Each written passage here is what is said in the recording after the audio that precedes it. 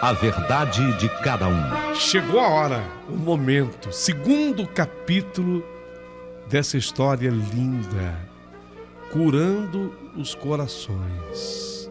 Linda demais. Que história! Antes de começar o segundo capítulo, e eu tenho certeza que você vai se apaixonar por ele, eu queria agradecer as pessoas que entraram e se tornaram membros do canal. Titã Cameraman. Titã Cameraman. Já era nosso assinante, voltou a ser assinante. Obrigado por tudo, é premium. Antônio Alves, é premium. Jaci Borges Araújo, é premium. A Maria José Lopes Emiliano, é premium. E a Tatiana Ramadev, é diamante. A Lúcia Paraíso, é VIP. A Nair Constantino, é premium. Quanta gente boa. Queria que você viesse integrar essa família cujo objetivo é chegarmos a 100. Já estamos ali, ó, passando de 70. Daqui a pouquinho eu quero ver quem vai se tornar a 80ª, a de número 80 aqui dos nossos membros. Vai ser você? Quero ver. Paulinho, como é que eu faço? Queria ser membro. Então, abaixo do vídeo, você terá toda a orientação. E com certeza vai ser muito bem-vinda aqui no nosso canal como membro. Ok? Isso posto, um pedido a mais. Que você se inscreva no canal. Isso para mim é muito importante também. Fortalece demais o nosso canal. E que você curta dando o seu joinha. Isso faz com que o YouTube propague o nosso canal. E aí mais histórias chegarão. E a gente vai se tornando cada vez mais forte. Tudo pronto? Segundo capítulo pronto? Vamos à história.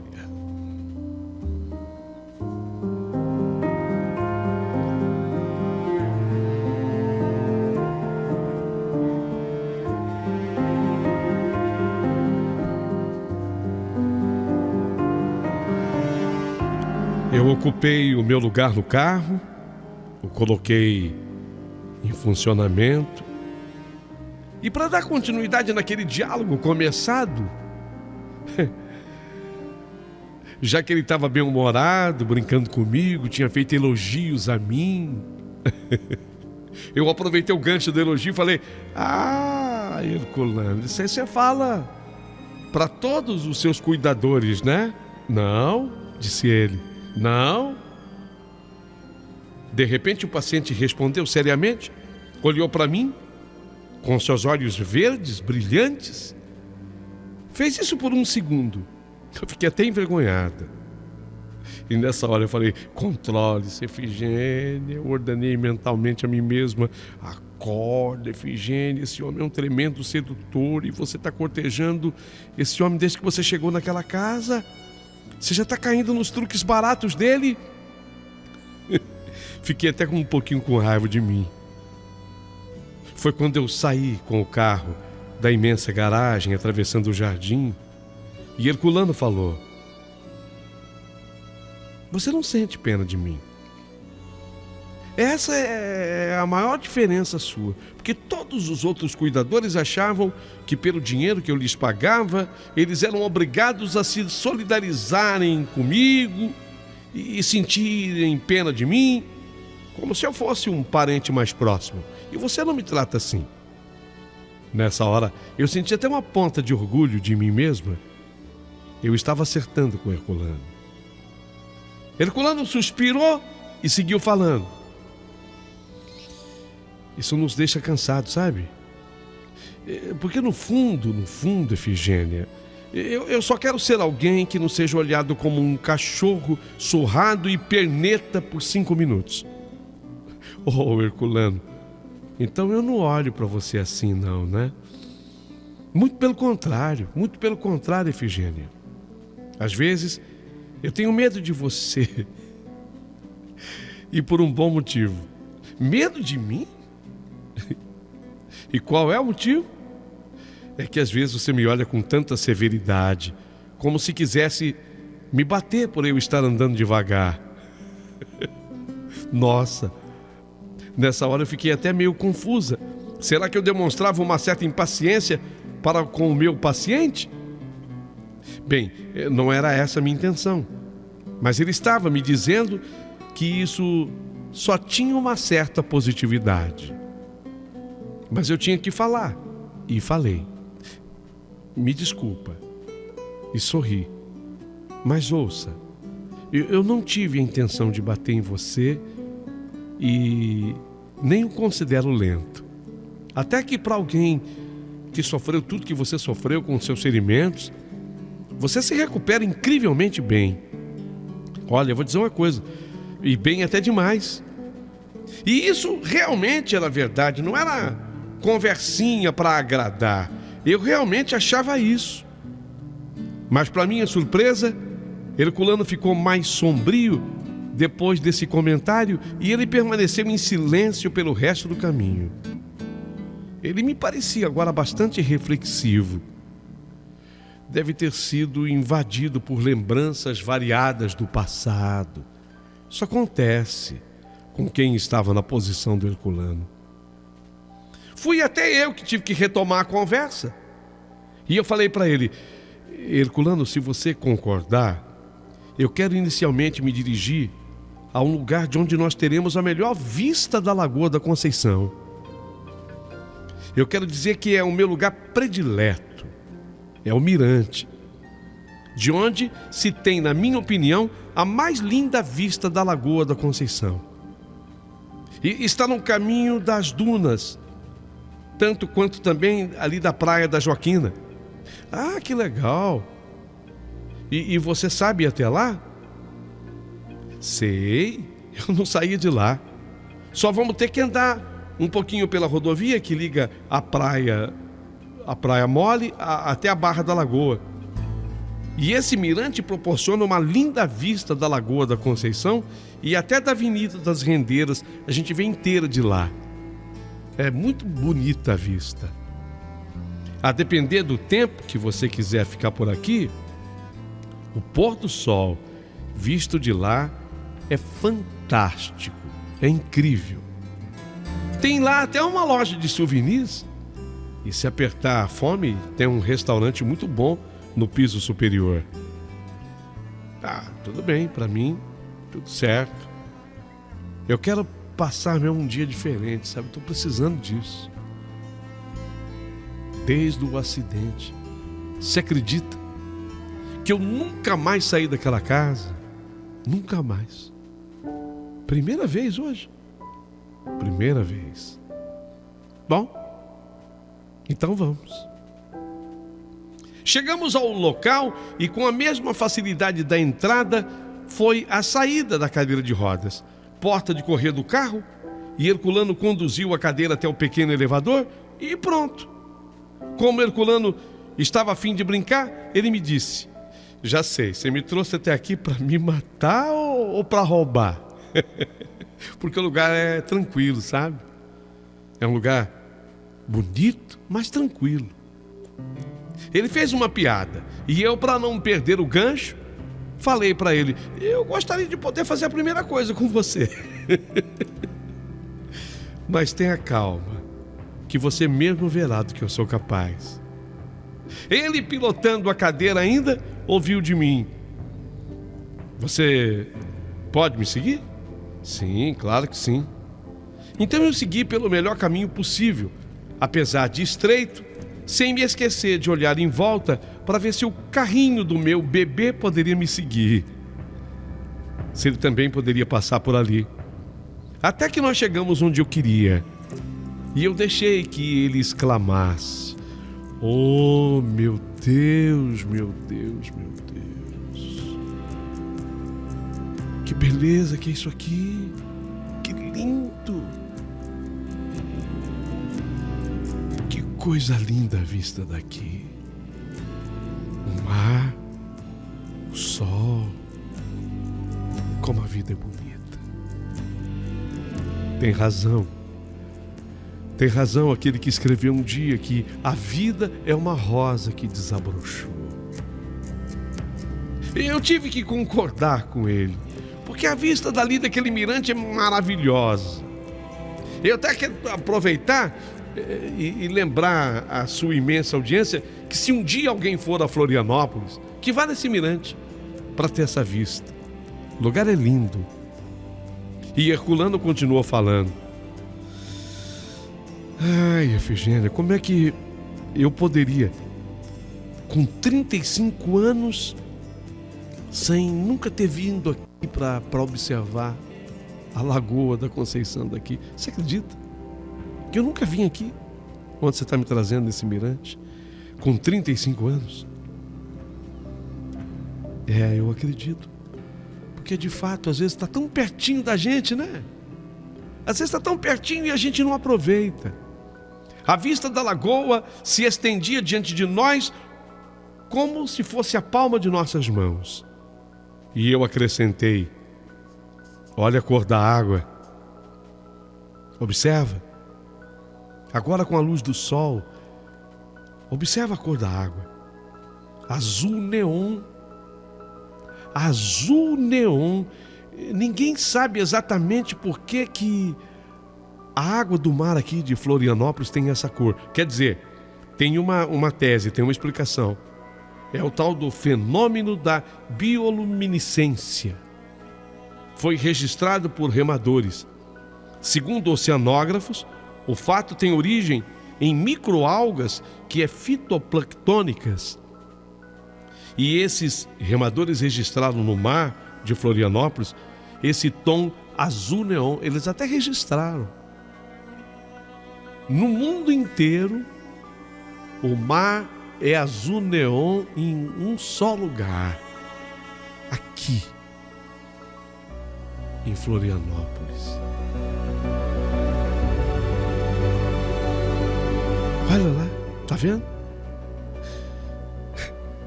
Como você é fantástica. Você acredita que eu nunca parei para pensar nesse azul neon do mar daqui? A cor da água dessa lagoa é de um intenso azul neon. Nossa, como você é bem informada, Efigênia. Para a sua idade, mocinha.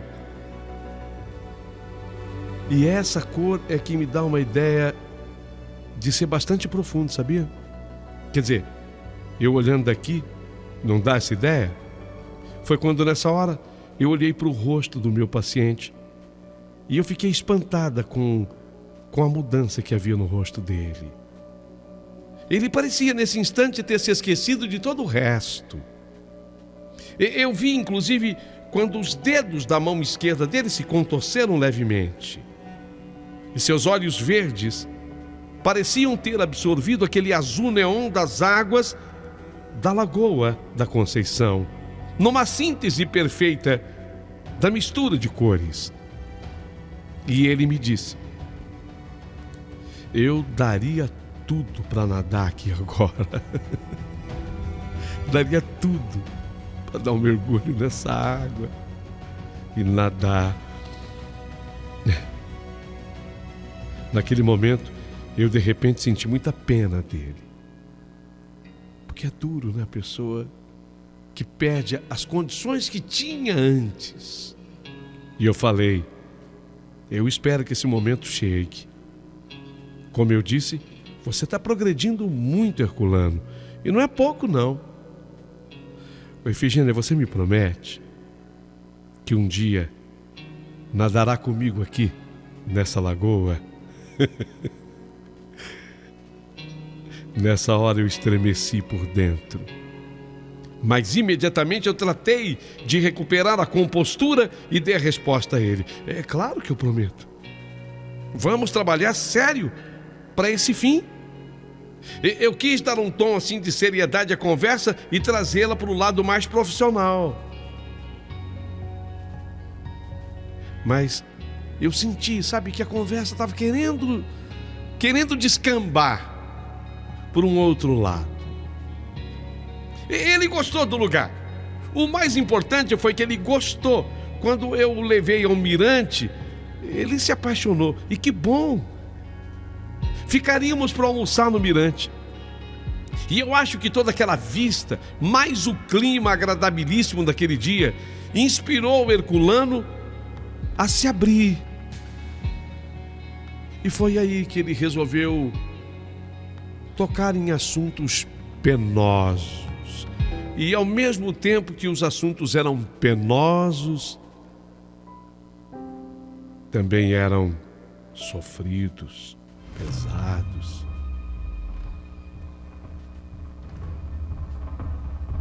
Foi nesse dia que o Herculano, ele resolveu falar do acidente que sofrera.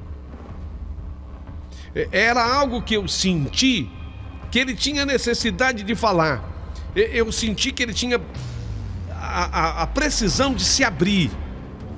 E ele falou de coisas que, sinceramente, eu não conhecia. Foi no ambiente do restaurante que a conversa começou. E olha, foi uma conversa longa, mas muito importante.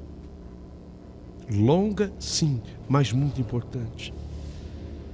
Tanto que não deu para terminar só no ambiente do restaurante. Acabamos tendo ali outros ambientes enquanto a história era contada. Mas Herculano pediu a palavra e foi ele quem começou.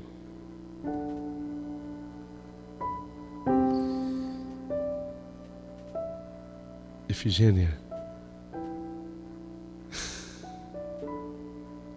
fala. O que foi? Efigênia, eu acho que você ainda não sabe, mas eu não estava sozinho no acidente. Ah, não? Meu irmão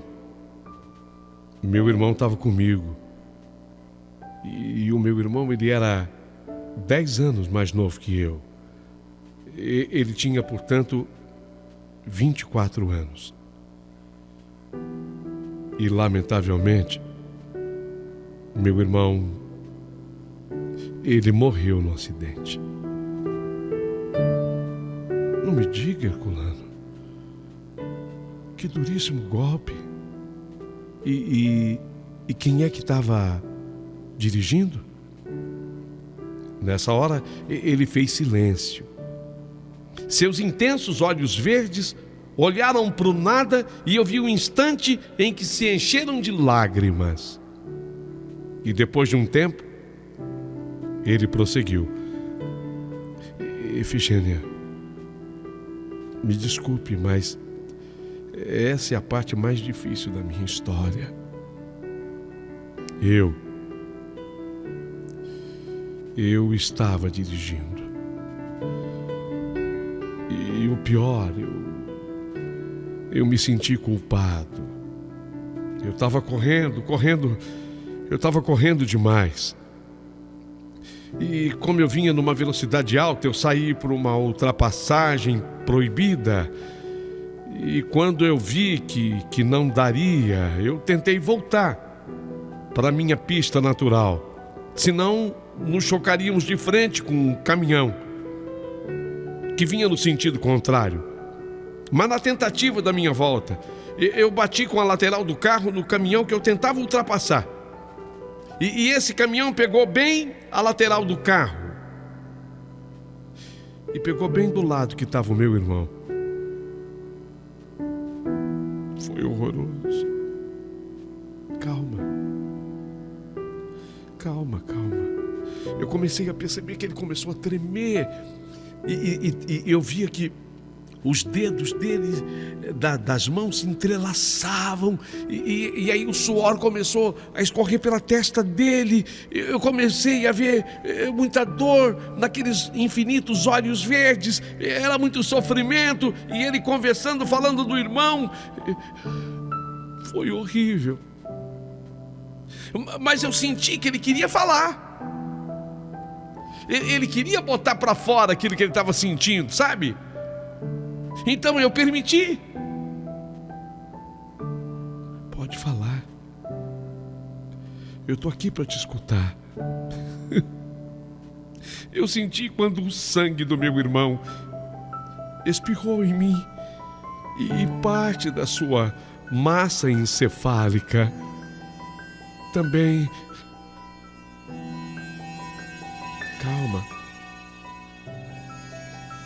calma. Parte da massa encefálica dele também espirrou em mim. Na sequência, eu perdi a direção do carro e eu caí numa ribanceira. E aí eu fraturei vértebras da coluna. E foi por isso que eu fiquei assim. Quer parar um pouco? Depois você continua.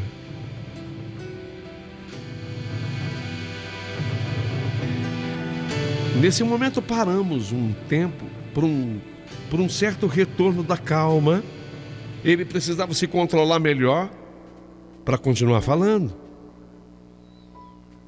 Mas eu dei sequência na conversa. E nessa hora, para demonstrar para ele que todos temos nossas dores e nossos sofrimentos, eu senti que precisava de um tempo. Ele tinha abordado coisas que ele precisava falar, mas que fazia ele sofrer demais. Então, para me mostrar humana e que todo ser humano sofre dores, eu lembrei para ele do que ocorreu com os meus pais. O acidente em que meus pais morreram foi até parecido com aquele que ele acabava de descrever. Foi exatamente assim quando meu pai e minha mãe voltavam lá da cidade del Leste, naquele ônibus. Foi muito parecido. Eu contei para ele. E eu achei que essa minha intervenção, de certa forma, ajudou o Herculano a controlar um pouco mais a emoção. É que às vezes o ser humano ele precisa ser lembrado que no mundo não é apenas ele que sofre. A minha intenção, eu nem sei se foi essa, mas a intervenção que eu fiz teve esse efeito. No entanto, eu havia prestado atenção no que ele me havia dito e eu retomei exatamente com essa pergunta para ele. Herculano, e por quê? E por que você se sente ou se sentiu culpado se foi um acidente? Quando é um acidente, foge completamente do nosso controle. Por que você se sentiu culpado? Sim, eu me senti culpado, porque eu também não podia estar dirigindo daquele jeito, sabe? E depois não era só isso também. E o que mais havia, Herculano? A minha cunhada, a mulher do meu irmão, ela estava grávida. Não diga. Realmente isso torna tudo mais dolorido, é verdade. É. Mas sabe, Ifigênia, também não era só isso.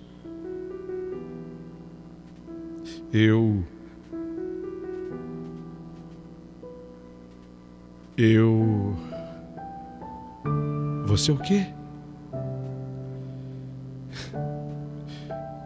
Eu tinha saído com a mulher do meu irmão.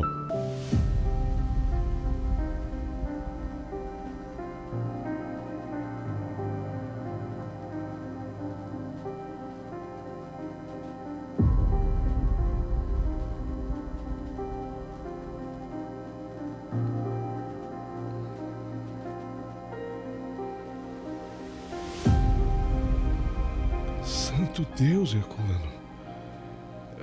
Agora eu não estou entendendo mais nada.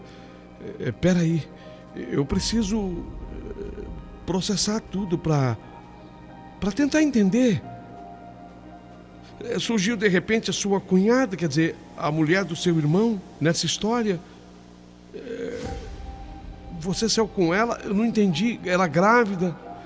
Como foi? Por favor, explica melhor, Herculano. Eu vou explicar. O meu irmão, ele estava casado quando ele faleceu no acidente. Havia apenas 6 meses com a Cibele. Eu nunca fui santo, sabe? Mas Efigênia, eu seria incapaz de trair o meu irmão. O que aconteceu foi que a Cibele, ela era uma modelo, assim, em começo de carreira, com a qual eu havia tido um rolinho no passado. E eu não sei se ela se apaixonou por mim. Eu acho que sim. E, de certa forma, eu até gostei dela. Mas eu tinha um outro envolvimento e eu disse para ela que eu não podia assumir nada com ela. E foi aí que o meu irmão apareceu em casa com ela, apresentando-a como sua namorada. Eu levei o maior susto quando isso aconteceu. E o susto se tornou ainda maior depois que o meu irmão revelou que a Cibele, a namorada dele, apresentada, estava grávida. E que devido a isso, eles estavam apressando o casamento entre eles. Nossa, eu achei tudo tão estranho. Achei tudo estranho e ao mesmo tempo muito apressado. Mas o meu irmão estava empolgado. A Cibele, de fato, era muito bonita. No entanto, era óbvio que tinha alguma coisa errada naquilo tudo. Alguma coisa errada. Eu queria saber o que estava acontecendo. E o meu irmão não era a pessoa mais indicada para me contar. Então eu fui ter uma conversa com a Cibele. Eu queria saber o que rolava, o que acontecia. O que era aquilo? Que gravidez repentina era aquela? E ela me respondeu que tudo pode acontecer. Ela e o meu irmão transavam e ela ficou grávida. Simples assim. Ué, não é assim, Herculano, que as mulheres engravidam? Mas o que me causava espécie é que cerca de um mês antes, eu tinha saído com ela. E nós também transamos. Então, eu cheguei a fazer a pergunta: Cibele, você está grávida? Mas nada a ver conosco. Digo, daquela vez, nada a ver conosco, né? Você me entendeu, Efigênia? Entendi. E o que foi que ela respondeu? Ela deu um sorriso, havia um sarcasmo naquele sorriso dela, sabe? E ela me respondeu de um jeito irônico que isso nada tem a ver com a gente. E também, se houvesse, vocês são irmãos, tá tudo bem, né? Como é que é? É o que você escutou. Ela respondeu de um jeito irônico que a gravidez não tinha nada a ver com a gente, mas também, se houvesse, que eu e o Hector... Eu não falei ainda o nome do meu irmão para você, né? Então, ele é Hector, eu sou Herculano. Vocês são irmãos, tá tudo certo. E ao final da conversa ainda ela deu uma risada, sabe? Ela fala de uma maneira irônica e ao final ela fecha com uma risada. Eu engoli essa história, mas me deu uma vontade de alertar o meu irmão sobre tudo, dos riscos que ele corria num casamento com a Cibele. Mas quando eu tentei falar com meu irmão, quando eu tentei conversar com meu irmão, Hector, meu irmão, se mostrava tão empolgado, ele me parecia tão feliz, que sinceramente eu achei que eu não tivesse o direito de roubar aquilo dele. Você me entende, Efigênia? Você me entende? Eu não tinha o direito de roubar aquilo dele. Não era possível que ele não tivesse o controle sobre o que ele fazia com a Cibele.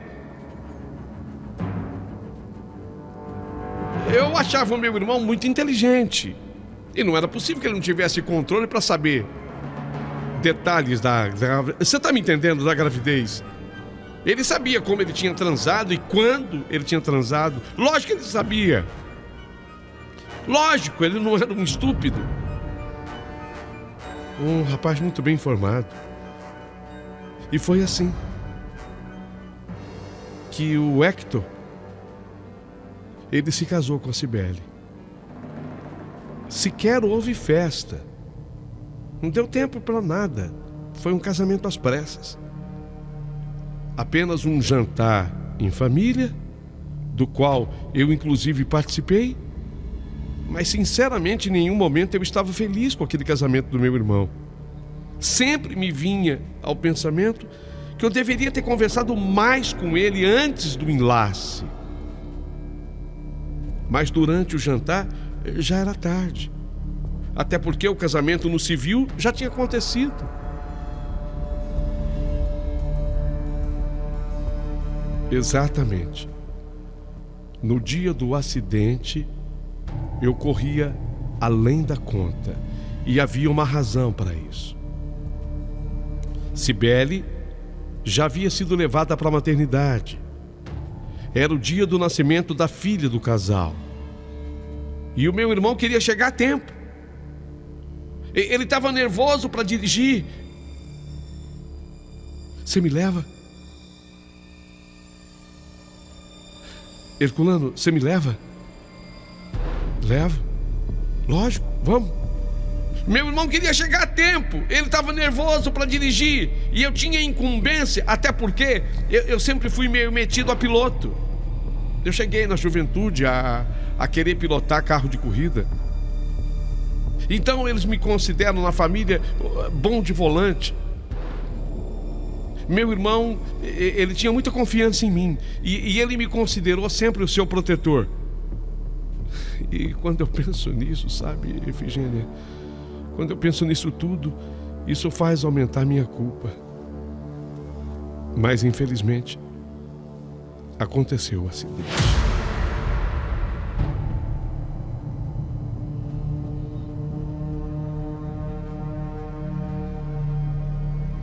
Foi tudo tão triste, trágico, tão triste, tão triste. Sequer eu pude ir ao velório do meu irmão. Mas eu jamais fui enganado. Eu sabia que ele tinha morrido. Eu já citei para você as coisas que vazaram dele em mim. O pessoal ainda no hospital queria me poupar.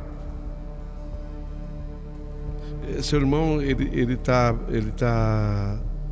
no outro quarto, ele tá passando mal. Sabe, eu já sabia que tinha acontecido. Só foram me confirmar uns 3 dias depois do acontecido. Mas eu já sabia que ele não havia resistido diante de tudo que eu tinha assistido acontecer naquele acidente. Quando eu saí do hospital, já tinham passado 48 dias do acidente.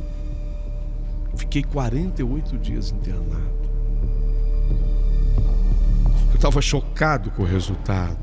Uma grande tragédia havia se abatido sobre todos nós. Meu irmão caçula morto e eu numa cadeira de rodas. Então eu queria algum motivo para continuar vivendo. Sabe, Efigênia, quando você precisa de uma motivação para viver. Eu estava precisando de uma motivação para viver. E foi nessa hora, Efigênia, que eu pensei na minha sobrinha. Eu queria conhecer a filha do Hector com a Cibele.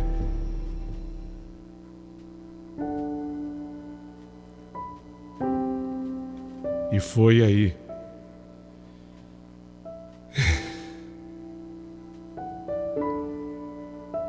Que foi, Herculano? Desculpa, eu tenho que tomar esse ar. Ainda bem que aqui em cima tem um ar puro, né?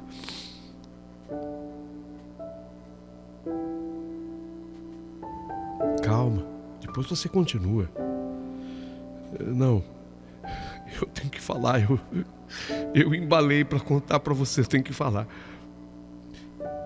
Bem, então você parou que você queria conhecer a filha do Hector com a Cibele, tua sobrinha. E foi aí que eu tive a maior surpresa da minha vida. E o que foi? Cibele simplesmente havia desaparecido com a menina. Como assim? Foi embora. Sumiu. Desapareceu com a menina, levando consigo a filha. Cada um dizia uma coisa. Ela foi para a Europa. O destino dela foi a Europa. Falaram até em Dubai, Estados Unidos, Oceania, Índia. Mas a verdade é que ninguém ao certo sabia para onde ela tinha ido com a menina. Ninguém sabia. Nossa, que coisa. Mas para mim, ela havia deixado um bilhete. Não diga, para você? Para mim, ela havia deixado um bilhete. Esse bilhete estava devidamente lacrado no envelope, além da cola, com muitos grampos.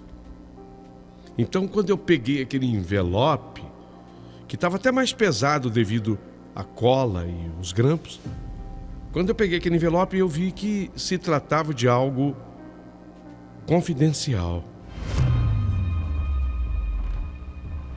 E era muito confidencial.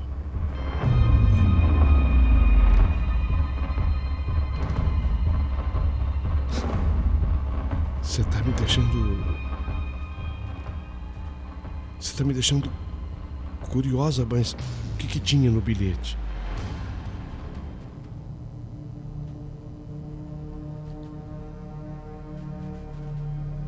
Ela dizia no bilhete que a filha, que a menina,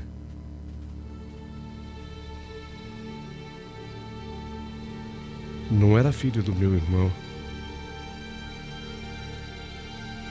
era minha filha.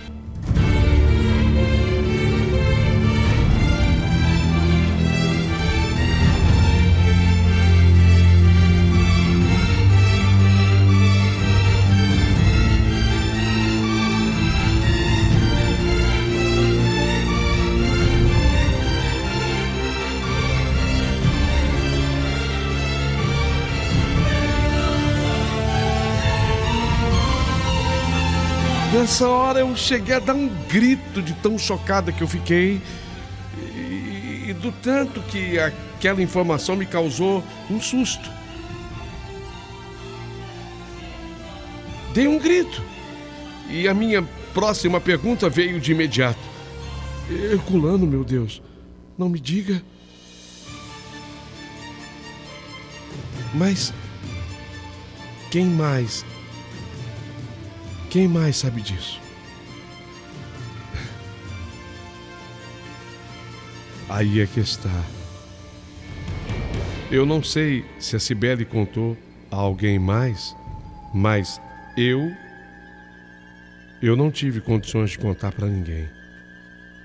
Nem para os meus pais eu contei.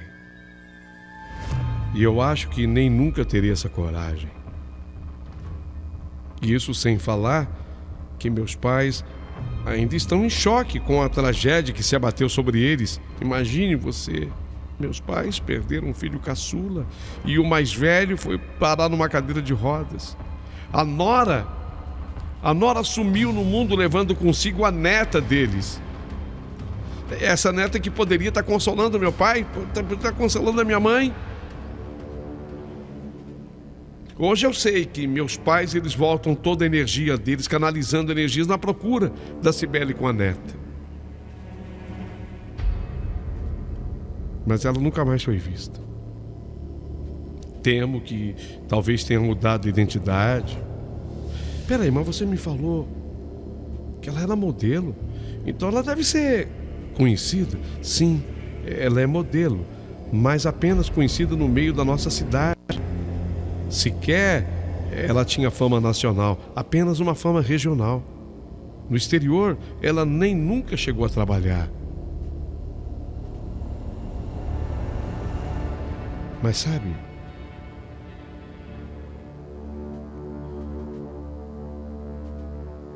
Efigênia, essa história estava me sufocando, me tirando o ar, me apertando a garganta. Eu estava sufocado, estava me matando. Eu pedi a Deus uma pessoa com quem eu conseguisse me abrir. Foi quando você chegou em casa para trabalhar comigo. E faz tão pouco tempo. E eu resolvi lhe contar. Poxa, Herculano, você me deixou orgulhosa agora. Obrigada pela confiança. Efigênia, eu vou ser muito honesto com você. Eu nem sei se foi pela confiança apenas, ou se pela urgência que eu tinha de contar esses fatos. Mas você tem o mérito de ter me dado a coragem para eu desabafar. Seja lá como for, Herculano, eu me sinto honrada pela confiança. Mas me diga, você, assim, sua intuição, você tem a sua intuição, você é um homem intuitivo. Você acredita que a menina realmente seja sua filha? Aí é que está. Eu não faço a menor ideia quanto à velocidade do que ela deixou no bilhete. Mas pergunto, com que intenção ela escreveria aquilo? E depois, por que ela fugiu? Por que ela fugiu? Sabe, eu nem sei o que pensar. Por isso eu estava ficando louco. Eu tinha mesmo a necessidade urgente de me abrir com alguém. Porque ao mesmo tempo, isso aumentou a minha culpa com relação à morte do meu irmão no acidente. Era como se eu o tivesse traindo, entende? Em resumo, eu precisava de alguém comigo, conhecedora dessa história. E sinceramente eu ainda nem sei bem o motivo, mas eu a escolhi. Talvez porque você me passasse tanta segurança nos cuidados para comigo, e com tanta naturalidade você pegou o meu pipi para colocar no compadre na hora do meu xixi. E o mais incrível é que você é tão nova. Você é tão jovem. Não se impressione. Eu já vou fazer 25 em poucos dias. E não se esqueça que eu sou uma profissional da área da saúde. Então eu estou habituada. Eu estou acostumada a lidar com isso.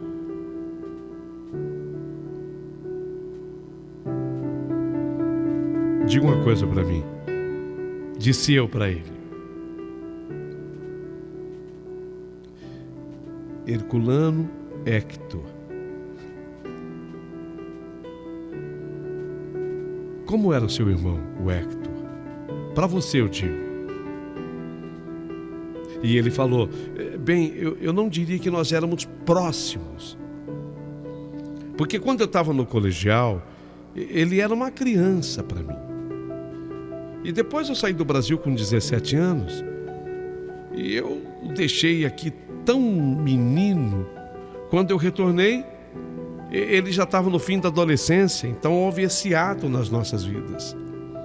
Mas apesar disso, ele sempre me admirou. E quando ele passava algum aperto com outros meninos na escola, mesmo eu ausente, eu morando nos Estados Unidos, ele dizia para os meninos, não mexe comigo que eu tenho um irmão grande. Eu ficava orgulhoso quando eu ficava sabendo disso. Foi quando eu falei para ele de mais uma coincidência entre mim e ele. eu também tinha uma irmã chamada Érica e que ela tinha 10 anos menos que eu. Mas, no meu caso, eu e a Érica éramos tão unidas. Sofremos juntas a perda dos nossos pais. Mas a minha irmã e eu sempre fomos amigas e até hoje era assim. Hoje ela me ajudava com a minha avó, era a retribuição por vovó ter ficado conosco desde a morte dos nossos pais. Vocês estão reparando que eu tentava trazer a conversa para um outro tom agora? É que tudo havia sido muito pesado até ali. Era preciso um pouco mais de leveza.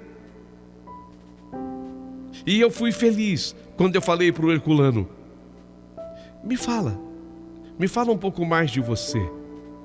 Assim, no seu tempo de estudante, como é que você era? Quando eu era estudante, eu era um pouco valentão. Eu me aproveitava da minha altura. Foi aí que eu fiquei sabendo que ele tinha 1,83 m. Mas digo valentão para falar o mínimo. Você não se saiu bem na escola, não, ô valentão? Eu até tentei. Mas eu nunca fui lá um grande aluno, sabe? Eu não estudava nada. E talvez se não fosse pelo dinheiro do meu pai, eu não teria conseguido meus diplomas, pelo menos não no tempo que eu consegui.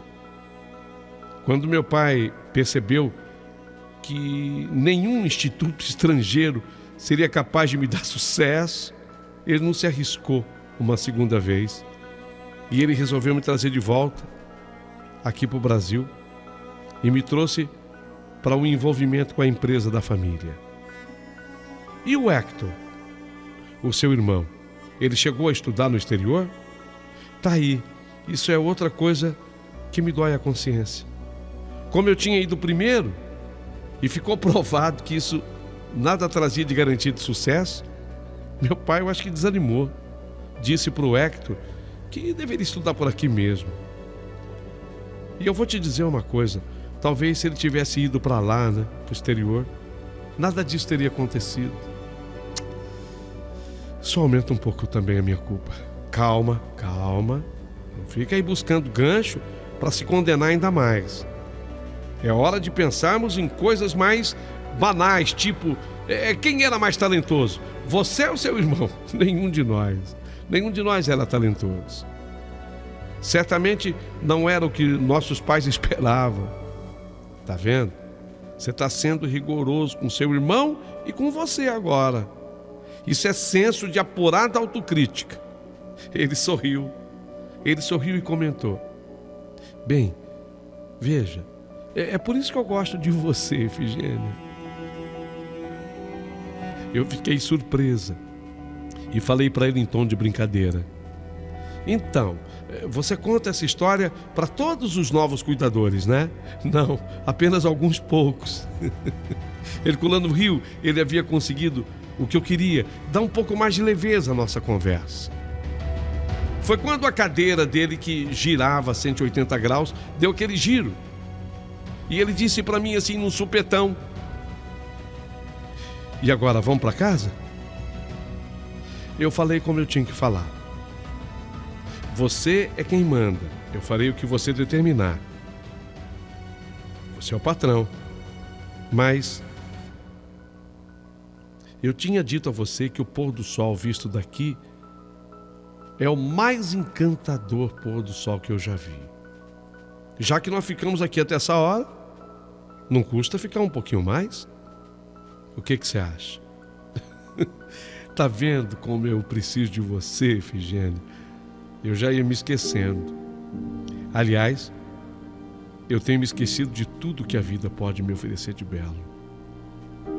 Ainda bem que agora eu tenho você para me lembrar. Tá certo. Vamos ficar. Até o pôr do sol, vamos ficar. Desde que esse pôr do sol não se demore muito. Não. O sol tem seus compromissos. O sol segue o seu curso. Ele sabe que lá no Japão tem gente esperando pela chegada dele. Ele se põe aqui para surgir lindo por lá. E nós precisamos aprender um pouco com ele. Alegria ao despertar e poesia ao se deitar. Não me diga isso. Além de tudo, Efigênia também tem o seu lado poetisa. Especialmente aquele pôr de sol. Foi o mais lindo, o mais encantador, o mais maravilhoso. Olha que lindo! E as cores? Olha para o mar. Já não está mais tão azul neon, mais escuro, índigo. É talvez. Ficamos ali,